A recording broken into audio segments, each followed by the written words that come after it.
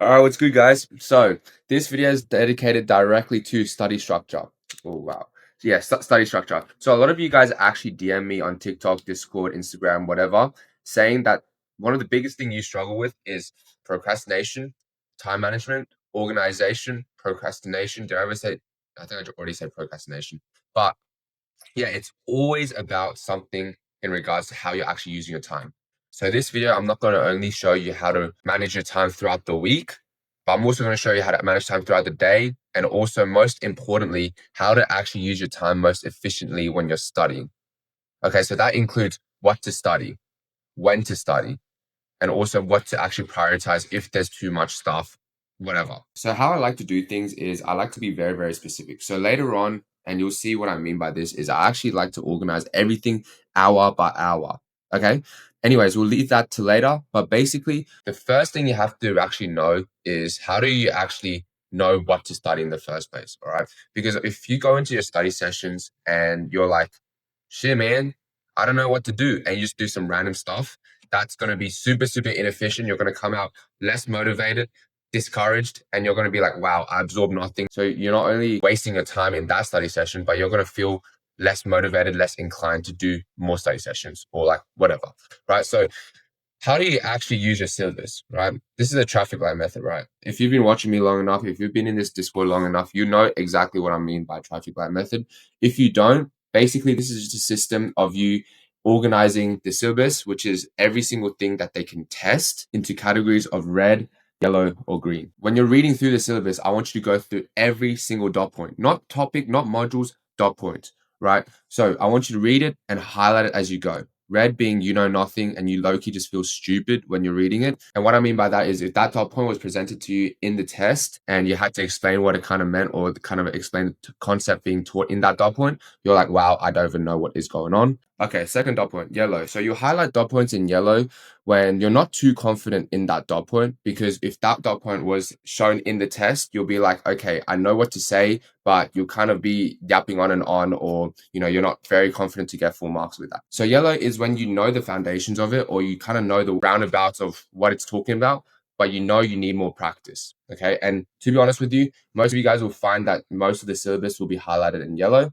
All right. And there's nothing wrong with that. And then with green, obviously these are the dot points where you'll probably spend the least amount of time in. So this is the one where you're very, very confident. You know exactly what it's talking about. If it was presented to you in the test, you know exactly what to write, exactly how to explain that concept. So moving on, the reason why using the traffic light method is so, so important is because you'll be able to slot each dot point into what I call a priority list. Honestly, everyone calls it a priority list. It's not just me. But what you want to do with this is you want to focus on the reds first, obviously, because those are the ones that you have the most problem with. So you want to focus on moving the reds to yellows. Okay, that's the first thing. Don't even focus on the greens. Don't even focus on yellows, because if you have time, you want to try your best to fully cover the whole syllabus. Again, that's why it's so important to first start with moving the reds to yellows. Okay, that should be the highest in the priority list. And then once all your reds are moved to yellows, then you want to focus on moving your yellows to greens. And that's just by practice, because you already know the concept. You just need to practice a bit more times. A few side points, and this is important for a priority list. All right.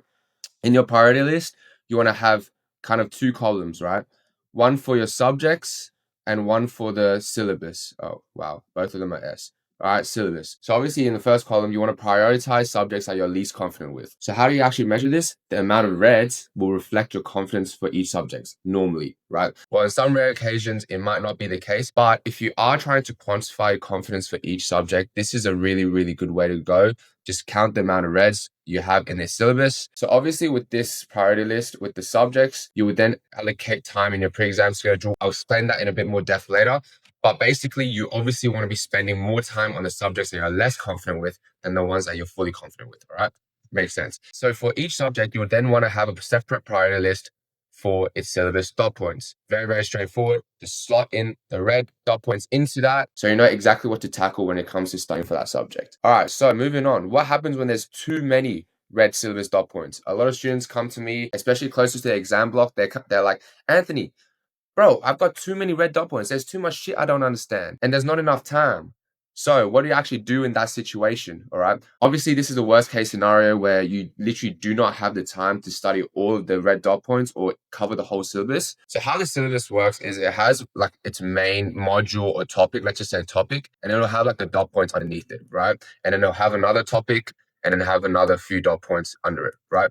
So when it comes to not having enough time to go through each and every dot point, you just want to understand the topic's foundations. All right. So if you understand the general gist of this topic, you kind of understand the general gist of each dot point as well. All right. Obviously, you won't go into too much depth. And that's the thing, right? Teachers, especially with the higher order questions, they'll try to test your knowledge for interlinks and, you know, the correlation between each dot points just to kind of dig into your understanding of the actual topic itself. But that's for another day for me to explain. But again, if there's not enough time for you to cover all of the dot points, just trying to understand the full topic's foundation, and that will kind of bunch up the dot points together. So it's kind of tackling a few birds with one stone. So another tip with numerical subjects, right? You just want to analyze the formulas, understand the derivations and concepts behind them. With that, you'll start to build deeper understanding between each formula, between each concept. For example, with chem, physics, maths, you'll have a formula sheet, right? What I really recommend you to do is to analyze those formulas on the formula sheet, right? Literally annotate them, write a few words, write a few dot points next to the formulas that look a bit foreign to you. So you kind of understand how they're derived, what they actually mean, and when to use them. Now, with content heavy subjects, this is like bio, economics, business, legal, the ones where there's a lot of words, there's a lot of stuff you have to memorize, or just like those short answers are just like you writing paragraphs. You want to understand concepts and correlations between them. All right. Don't worry too much about stats, historical evidence, you know, those facts that will kind of support your statement. Don't worry too much about that because you don't have time. You just want to understand the concepts for what they are and the correlations between them. So be aware, this does not look like memorizing paragraphs and paragraphs of notes. All right. You do not want to be memorizing stuff because then you won't be finding correlations. I'm not saying that memorizing is never useful. Obviously, in some cases, you do have to memorize stuff.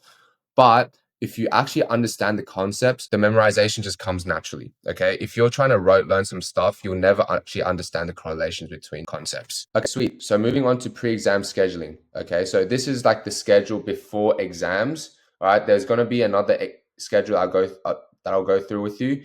That's the exam block schedule. And obviously that's during the actual exam block where you're actually doing tests and stuff throughout the week.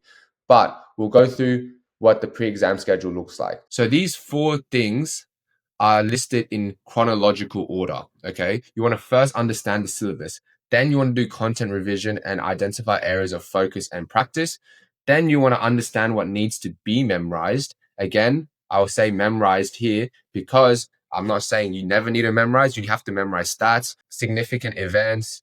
If you do bio, like whatever, blood or shit, like animals or whatever, right? So there are things that you have to memorize. It's just concepts. You have to understand them first before actually going to the memorizing part. Then after that, you want to be doing past papers, all right? Segmented past papers. Basically, it's just a fancy term that I use that means you don't have to do the whole past paper in one go. You can segment it, do part A, then mark it, then part B, then mark it, then part C. You know what I'm saying? So you want to do them open book and closed book. If you don't know what that means, did you search it up?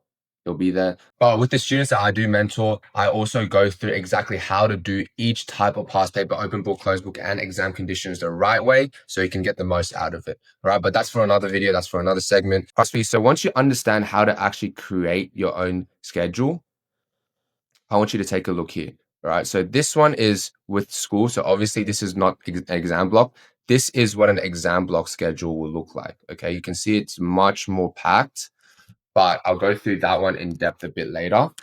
So just for now, I just want you to focus on this pre-exam schedule. So as you can see, right, don't worry about the calls with Anthony, right? But we actually color code everything.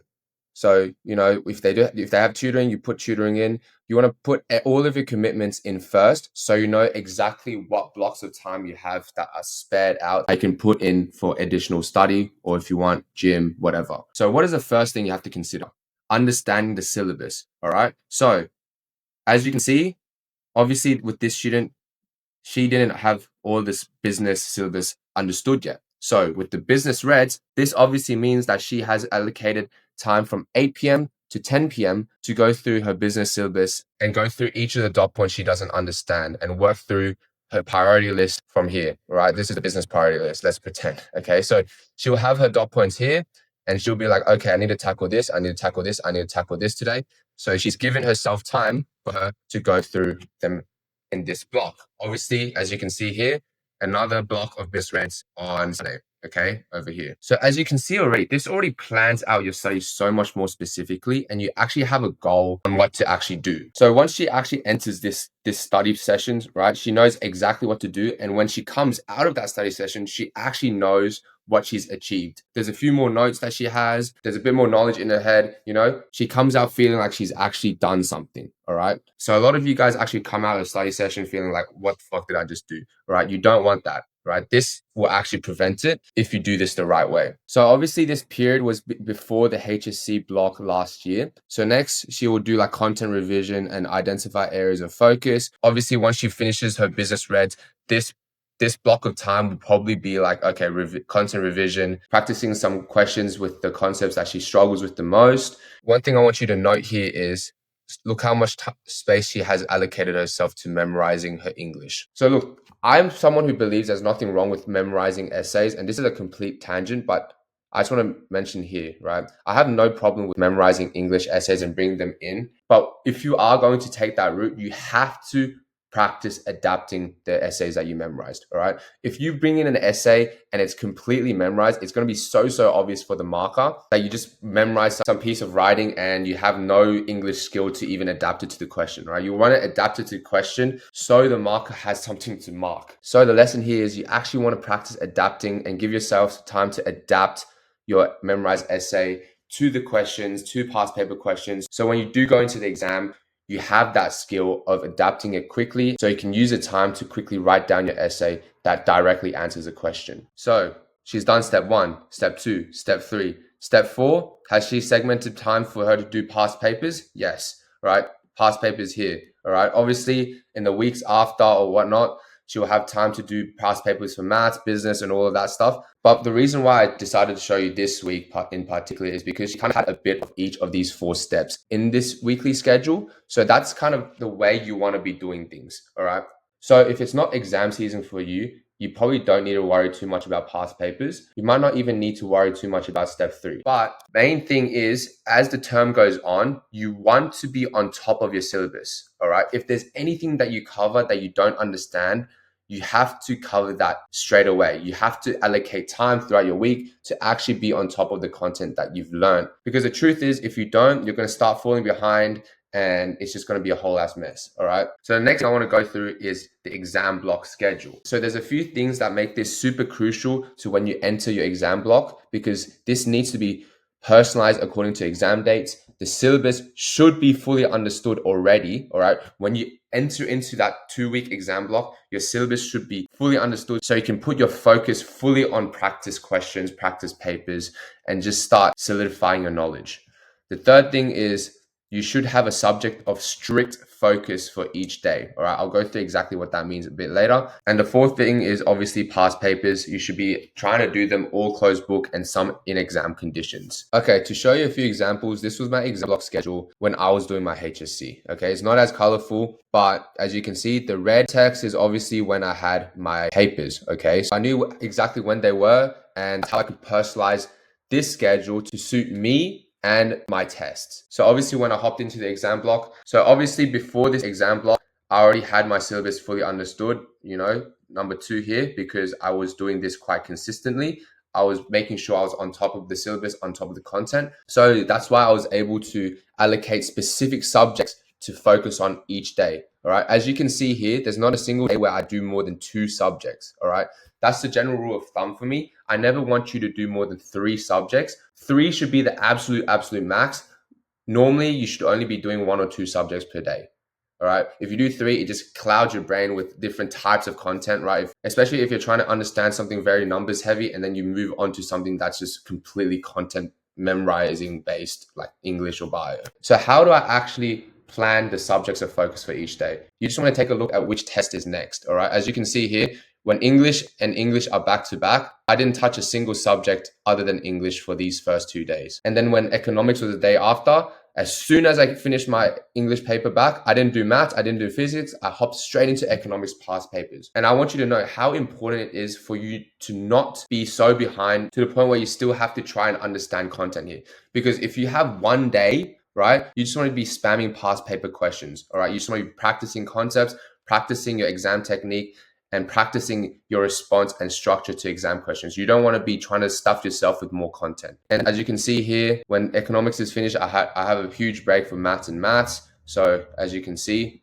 it's just maths. Okay. So that's how I kind of want you to think. So that's how I want you to think of planning your time during your exam block is first personalizing the schedule to the tests you have, and then seeing how much time you have in between each test, so you can allocate subjects of focus specifically to the schedule that you've been given. So this is obviously another example, all right?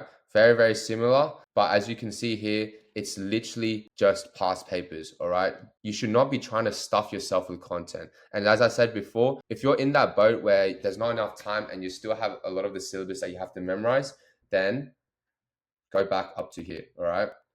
This is important, but you want to be focused on practice when it comes to the exam block. So just to get more in depth, you should be translating your exam block schedule into a weekly schedule like the one we have above here, all right? That just makes everything more clear to you. So you still have your commitments, right? Let's say you have tutoring, all right, or sport or whatever during your exam block. You know exactly what time you have it there, and you know exactly what you're tackling before and after, all right? If you just know, okay, I'm going to be doing bio past papers, but then a lot of stuff comes up, you're just not going to be tackling it in the most efficient way possible, all right? You're going to be procrastinating on it, and you're just going to miss out on a lot of practice. So as you can see here, you want to be expanding on everything you have on this into here, all right? So English standard, whatever. And then you want to make sure you have specific goals or specific tasks you want to do each hour, okay? And then obviously color code everything, maths past paper, business revision for the next business test or whatever, okay? So again, you want to be translating what you have here into here, so you have clear goals for every single day, every single hour. Now, the last thing I want to go over is some light study habits. Again, I don't really go super ham on study habits because everyone's different. My job with the kids that I mentor is to find study habits that work for them. But this in general is kind of what works for most people. Now, there's a 1 hour study framework. This works specifically well for me because I don't know if I have ADHD or something, but I literally cannot sit at my desk for more than 1 hour. Okay, so what I do is a 15-minute lock-in and a 10-minute break. Now, it's very important with this break to not go on your phone, right? Literally go out, walk around, get something to eat, drink some water, whatever. But the whole point of this 10-minute break is to let the information or the content or the practice that you just did soak in. Okay, you don't want to take your phone out and just start immediately doom scrolling or playing Clash Royale or whatever. Because one, I just find that you're just not going to be concentrated when you go back into your next study session. And two, you probably will miss the next hour of study because when you're doom scrolling, you just become addicted. When you're playing Clash Royale, you're just like, oh, next game, one more game, one more game. So just don't go on your phone. All right, just walk out, do something, pump a few push-ups, whatever. All right. Next study habit is active reading of updated notes, and this happens at the end of the day. You want to be doing this consistently, all right? This isn't just for exam blocks. This is for your day-to-day at school, all right? When you come back home with a bunch of new notes that you've made at school, you want to come home at the end of the day or even straight after school and just condense it. Make sure you understand everything and just review it, okay? The worst thing is you come back 2 weeks later and look at your notes and like, what the fuck is going on? Right? You don't want to be in that place because that just gives you more work to do. You're going to feel so discouraged. All right. So, lesson here is just read your notes at the end of the day and go in with the objective of finding things you don't understand so you can actually improve your knowledge and actually have questions to ask your teacher. The next thing is have a checklist, right? Very, very straightforward. It's up to you if you want to do this. But I just find if you have tangible progress checks, it just motivates you to keep going, right? And then review your daily schedule. This is a non-negotiable. I really, really recommend you doing this. Is when you create schedules like this, all right, don't just let it sit on your desk. Don't just let it be a screenshot on your phone, right? Actually go through them and follow it. And the best way to do that is at the start of the day, when you wake up, just look at the schedule you have for that day so your brain can be accustomed to kind of understanding what's going to be going on. All right, sweet. So this is the whole of the structure, okay? Very, very important for you guys to actually maintain this and keep consistent. And I will say this, it is very hard to start and keep at it for first 1 or 2 weeks. But I promise you, as soon as you do this, you'll notice that your days, your weeks, your hours become so much more productive, and you're actually going to feel proud of yourself. Anyways, go kill it, kings and queens.